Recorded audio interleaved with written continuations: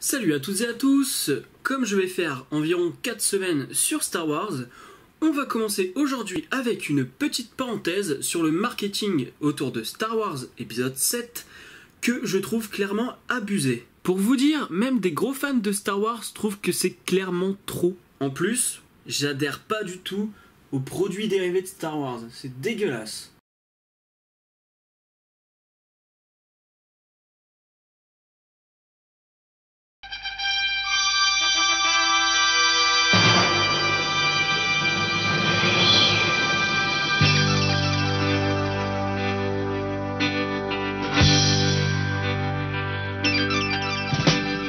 Là-bas,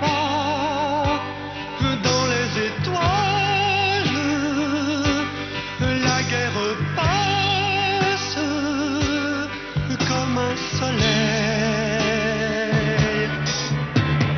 Là-bas, le fer s'emballe, les fusées crachent du sang vermeil. Avant de parler plus précisément de Star Wars épisode 7, petit retour sur l'avènement du blockbuster tel qu'on le connaît aujourd'hui. Car avant Steven Spielberg et George Lucas, c'était tout à fait différent. En effet, Steven Spielberg est l'un des pionniers en matière d'exploitation de films comme on le connaît aujourd'hui. Auparavant, les films en fait traversaient les États-Unis et restaient quelques jours dans chaque salle de cinéma. Spielberg, de son côté, avec Les Dents de la Mer, décide de faire exploiter son film dans toutes les salles de cinéma simultanément. Bien sûr, ce que je suis en train de vous raconter, ce sont les grandes lignes, je ne rentre pas dans les détails. Parlons de George Lucas maintenant. Lui, ce qu'il a fait, c'est apporter une exploitation des produits dérivés comme on ne le connaissait pas auparavant. Parce que oui, avant son arrivée, il y avait très peu d'objets dérivés sur des films ou des séries. Tout commence avec le premier opus de Star Wars. Il demande à la production d'avoir la totalité des droits sur le merchandising. Et par merchandising, je veux dire les droits sur la création des produits dérivés. Et il a bien fait, le bougre. Mais ce qui est assez comique, c'est que George Lucas a fait des produits dérivés pour rembourser son film et pour faire la suite, en pensant que ce premier opus allait clairement se casser la gueule au box-office. Et ce qui est d'autant plus marrant, voire triste, c'est qu'aujourd'hui j'ai l'impression que c'est complètement l'inverse. Avant, on faisait des films, puis des produits dérivés, pour soit rembourser des pertes ou faire quelques bénéfices supplémentaires. Maintenant, beaucoup de studios font des films pour vendre des produits dérivés. Et maintenant que Disney a racheté Lucasfilm, ben c'est clairement abusé. Je ne sais pas pour vous, mais moi je trouve vraiment que là on commence à en faire trop. Ici, je ne vais pas parler de la qualité du film, puisque de toute manière je ne l'ai pas vu, et qu'en plus de ça, soit il sera très bon, soit il sera mauvais. Mais de la part de Disney, tu sens clairement que c'est quand même un film qui est là pour te vendre des produits dérivés. D'ailleurs, avec Marvel, Disney se fout complètement des comics et ne cherche qu'à vendre du jouet. Si bien que, avec cette mentalité de « je fais un film pour vendre des produits dérivés », ben j'ai l'impression que Disney a déjà remboursé son film. Tout d'abord, les nouvelles collections de figurines sont déjà sorties sur le marché, si bien qu'il y a un personnage de type reptilien qu'on n'a même pas vu dans les bandes annonces. Vous avez vu quelque chose? Non, Seigneur, je ne vous ai pas vu encore jouer à la poupée. Oh.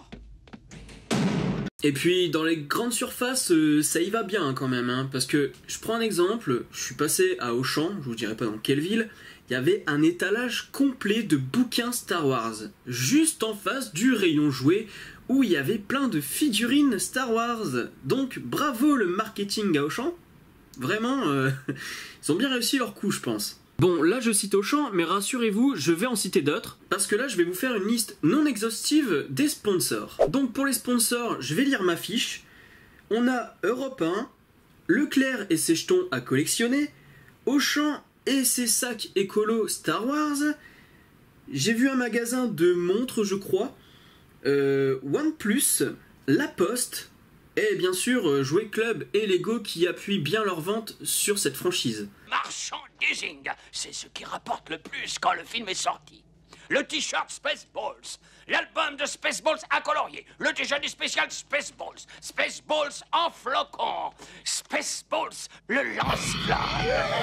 Les enfants en raffolent. Et le meilleur, ça reste Duracell quand même, hein, parce que, si vous ne le savez pas, pour faire fonctionner un sabre Jedi, un sabre laser, eh ben, il faut des piles. Et c'est vrai, hein, c'est vrai, parce que de toute manière, je l'ai vu à la télé. Bon, la liste ici vous paraît courte parce que j'ai pas fait toutes les recherches, j'ai pas regardé vraiment partout, mais c'est abusé, cette liste est tellement longue, comme ma bite.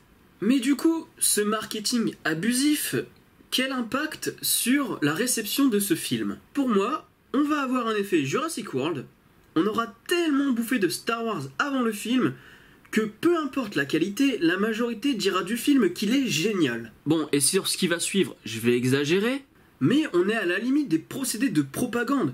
On bourre tellement le crâne des gens que Disney en fin de compte en a rien à foutre de la réception du film, puisque sa mission sera déjà accomplie, à savoir faire consommer le maximum de produits dérivés de l'univers étendu. Et puis, on va avoir une vague de « Oh Star Wars c'est trop de la balle, c'est trop swag, c'est toute ma life, t'as vu ?»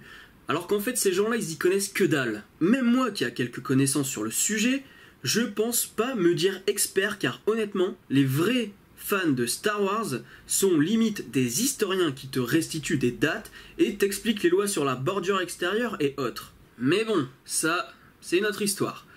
Donc, si vous le voulez, commentez, dites-moi ce que vous pensez de ce côté marketing un peu abusif, si vous trouvez que c'est pas abusif, j'en sais rien, ce que vous attendez du film ou quoi. En tout cas, n'hésitez pas à vous exprimer, c'est là pour ça.